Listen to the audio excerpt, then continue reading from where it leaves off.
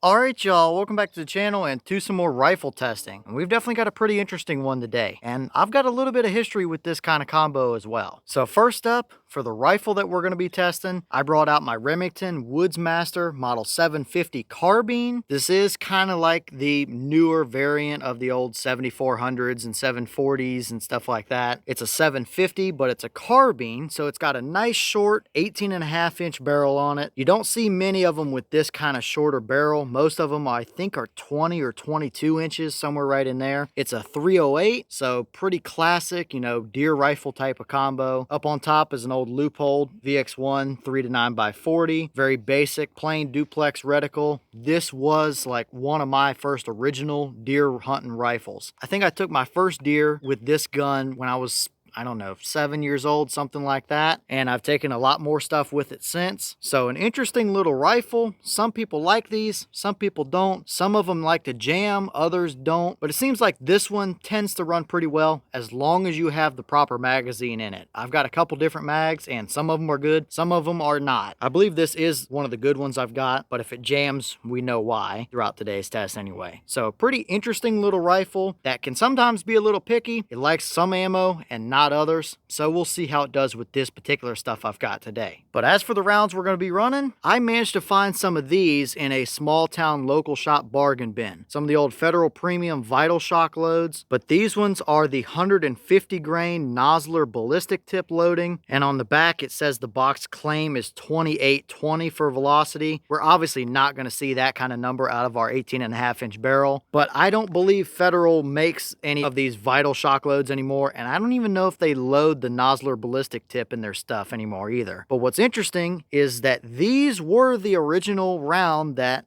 rifle was running back when I was a kid shooting deer with it and stuff. This is what I used, 150 grain Vital-Shoks with the Nosler bullet in it. It did the job just fine, that's for sure. But then these started going away. I moved to the Hornady Custom 165 grainers, and that's where I've been since. But this is kind of the original combo that I started taking deer with. So I'm definitely curious to actually sit down and test it and see what it was actually capable of. Better than a 6, 7, 8-year-old could actually shoot. And here's what one of those rounds actually looks like. Nice green Nosler Ballistic tip. Pretty classic stuff. Nothing super fancy going on here, but it should be a pretty good bullet for us. As for today's test, we're going to run it like we typically do with these rifle tests. I've got a target set up at 100 yards. We're going to shoot 3 groups, 3 shots each, all of which will be through the chrono as well. I will let the rifle cool down between each of our groups for 5 or 6 minutes or so. It's 45 degrees out here today as well and overcast, so heat shouldn't really get us too bad. We're starting off with a bore that's got, I don't know, 20 or 30 shots through it, so it's not perfectly clean, but it's not completely fouled out either. So this should be a pretty good test to see what this combo is actually capable of and what I legitimately had back when I was a kid shooting this combo. So let's get you guys a view of that target. We'll shoot some groups and see what we can get.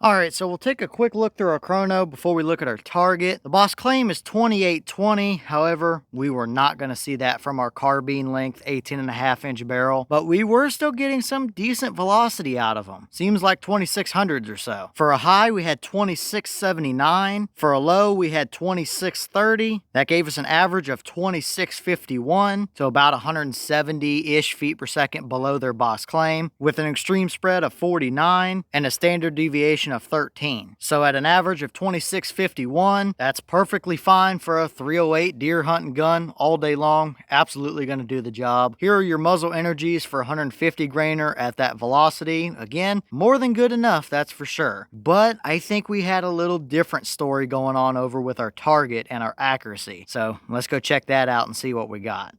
Okay, so here is our target, and to say the least, I think I figured out why we switched to the Hornady Customs back when I was 9, 10, 11 years old, something like that. Is it good enough for a deer hunt? Yeah. Is it good accuracy? Absolutely not. That rifle is easily capable of right around an inch all day long, and that ain't what we saw here, that's for sure. That rifle does not like those rounds, it would seem, and now it's got me really curious what those will do through my Ruger M77. That might like them a lot more, a little more barrel length. I don't know. We'll see what happens as we continue to test them, but that 750 carbine was not a fan. And I know it looks a little confusing. I was not intentionally trying to group our shots this close together. I was aiming at different dots. I started here and then moved up there and then moved over here, and we kind of just got a bunch of stuff across the middle. And for the people that I already know are going to comment about where my groups are wandering around the target a little bit based on where I was aiming and where the previous group actually was hitting, I did look out of curiosity. My scope's fine, the rings are fine, the bases are fine, all of that's good, so nothing I'm concerned with there. It simply just did not like these rounds, and I bet if we would have taken groups with more shots than just 3 in them, we would have seen pretty much a pie plate for accuracy. So nothing wrong with the scope or mounting locations or anything like that. Our first 3 shots were that guy right at the tip of my pointer and these 2 down here at the bottom. Ignore that shot, that shot, that shot. These 3 right here were our final group. Those 2 at the tip of my pointer, and that guy was our first group. I think that's probably our worst group of the day. Maybe a little bit of cold bore,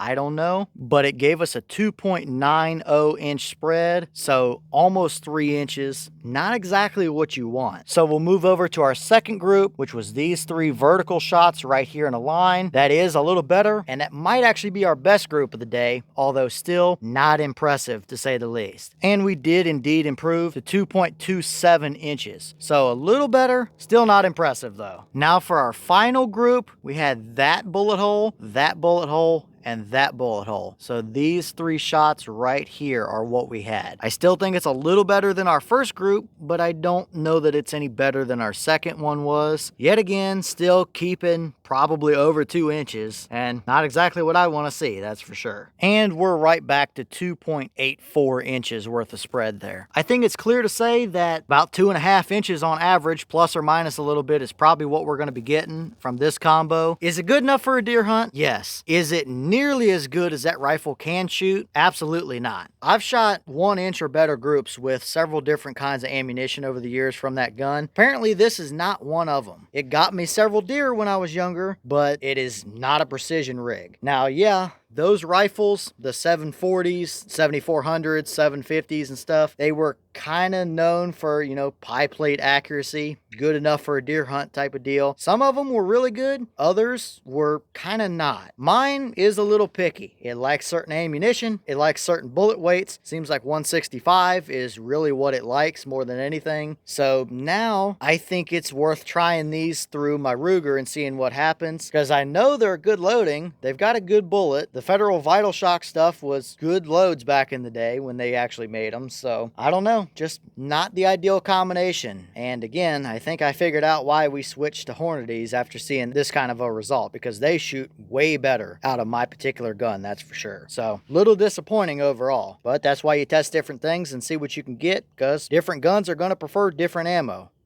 Alright y'all, well, what did you think about that performance right there? Definitely a little on the disappointing side, that's for sure. Minute of deer? Yeah, absolutely. I've killed deer with this combo on a number of occasions. So I know it can absolutely do the job, but as far as accuracy goes, definitely not a precision rig, that's for sure. I don't remember these being anything over the top special for accuracy when I was a kid, but I thought they might have been a little bit better than that anyway, at least back then, but who knows? Maybe, maybe not. Maybe it was a batch to batch type of thing. I really don't know. Either way, it's not exactly what I was hoping to see, that's for sure. I'm very comfortable with that rifle. I've shot it a ton, thousands of rounds through it easily, so I'm very comfortable with it. I know how it shoots. I know how it feels to shoot, so I felt perfectly fine about every trigger pull today, and I think we pretty consistently saw mid-2s on average for group size. So kind of is what it is, but leave all your thoughts down below. Is that about what you expected to see? Were you a little surprised one way or the other? Have you tested any of these 150 grain Federal Vital-Shok loaded with the Nosler Ballistic tip bullet? And if so, what kind of results have you seen from them? Is that a combo you would ever deer hunt with, or would you prefer to have a little bit better grouping than that? And maybe what other rounds do you want to see me put through that 750, or do you want to see me test these through my Ruger M77? I think that's got some decent potential as well, but let me know what you guys might want to see down below. But with that being said, I've got some more testing to get done for you guys, so I'm going to get back to it. As always, we have the channel Instagram as well as the mailbox where you can send stuff if you'd like. All the information will be in the description if you're interested in it, but I'm going to get back to it, so I'll see y'all in the next one.